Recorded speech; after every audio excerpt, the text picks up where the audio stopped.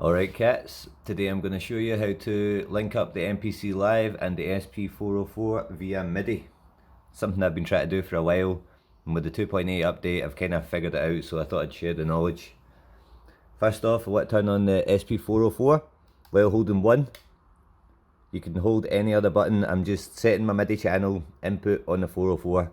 Channel 1 is what it's set to on mine.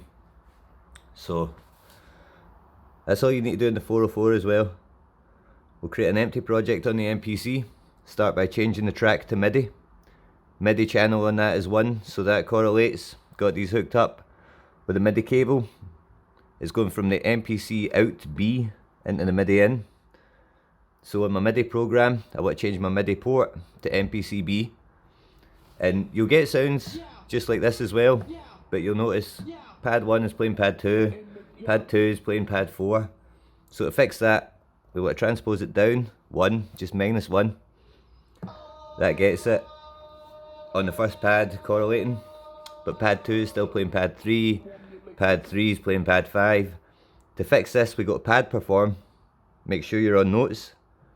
Scale of C, octave 2. Into the chromatic scale, continuous banks, and